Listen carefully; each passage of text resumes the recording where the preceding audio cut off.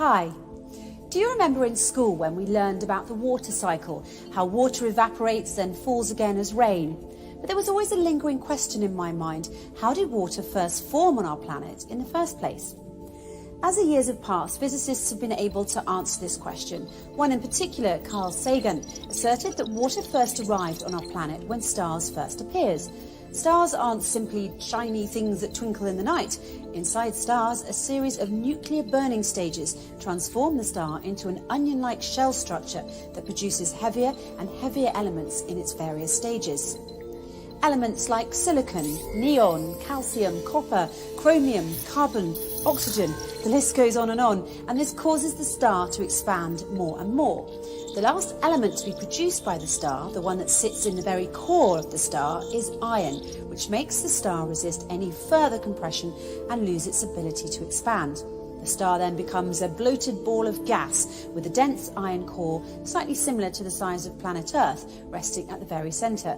No more energy can be produced by the iron core because iron doesn't burn. This causes the star's store of energy to become depleted, and it is this process that spells the end for the star. The end of a supermassive star results in an explosion, a supernova. After the star explodes in a supernova, it leaves behind its core as a remnant. The core of this remnant is more rigid than steel. This remnant is the densest star known to exist in the universe. It's called a neutron star or a pulsar. This pulsar is characterized by unique characteristics. First, it's very dense. How dense? Let's put it this way: a teaspoon of matter from a neutron star or pulsar weighs as much as Mount Everest. Secondly, it punches holes in stellar disks. In NASA's Chandra X observatory, scientists have observed a pulsar punching a hole in a disk of gas or stellar disk around its companion star. They published this information along with an image of the pulsar on their website on July the 23rd, 2015.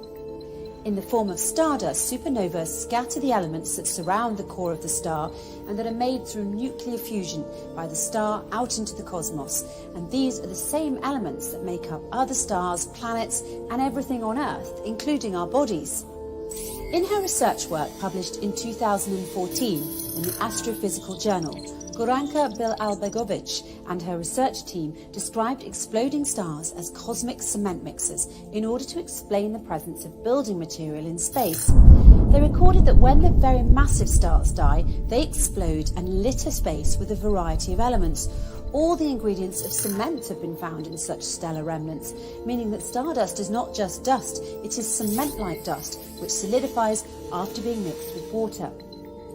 The oxygen synthesized in stars via nuclear reactions is dispersed with the stardust through the cosmos and combines for the first time with hydrogen to form water, H2O. And here lies the answer to the question I posed at the beginning: where does water really come from? Water was formed and emerged for the first time from between the cement-like dust and the remnant star core, which is more rigid than steel, the pulsar. Meaning that the dust grains that float through the solar system contain tiny pockets of water, and water has been found trapped inside real stardust. Scientists believe that this stardust rained down continuously on young planet Earth and brought with it the organic material needed for the eventual origins of life. The discovery of water in stardust suggests that the continuous stardust falls have acted as a continuous rainfall, which brought water to our molten planet. In the Quranic chapter called Al-Tarq, or the Pulsar, God swears by the star which punches holes that we are made from the showers of water, the water which emerged from between kinds of cement like dust and steel. The Holy Quran says, by the heaven and by the pulsar, and have you understood what the pulsar is? It is the star which punches holes.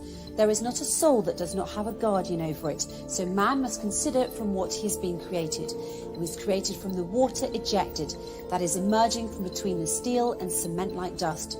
God has all power to resurrect him. It's beyond incredible that a book from 1400 years ago would mention such topics. So when the famous physicist Carl Sagan said, "We are all made of star stuff," he wasn't speaking poetically or figuratively, he meant it literally. But before Carl Sagan and his great-great-grandfathers were even born, the Quran had already told us that showers brought the elements that make up everything on earth, including our bodies, when it says, Have you not seen that God has sent water down from the heaven to make fruits of various colours, mountains of various colours like white, red and intense black mountains, and also to make the various colours of people, moving creatures and grazing livestock? In 2004, NASA sent a spacecraft called Stardust on a mission to collect cosmic dust samples from a comet to be brought back to Earth for analysis. Andrew Westphal, a planetary scientist and the study lead of this mission, said, "By analysing interstellar dust, we can understand our own origins." Mr. Westphal was right. The analysis of the cosmic dust collected yielded some informative and sometimes puzzling results about the physical characteristics of stardust, other than the fact that it is similar to cement.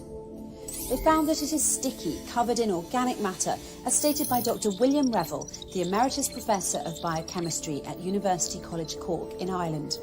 It is soft, amorphous, not crystalline silicates, as stated by Dr. Franziska Kemper in 2004 in the Astrophysics Journal. And it is dark, tar-like, as stated by Drs. Franz R. Kruger and Jochen Kissel at the Max Planck Institute in Munich, Germany. It was also described as similar to cement by Goranka Bilabegovic in the Astrophysical Journal in 2014. But you know where else we can look to learn a great deal about our origins? The Quran.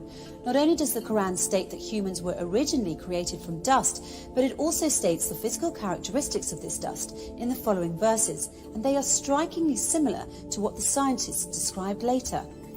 Other than its similarity to cement, the Quran describes the dust that we are created from as sticky, soft and dark or tar-like. Chapter 30, verse 20. And of his signs is that he created you from dust. Chapter 37, verse 11. Indeed, we created men from sticky clay. And chapter 15, verses 26. And indeed, we created man from potter's clay of altered black, smooth mud.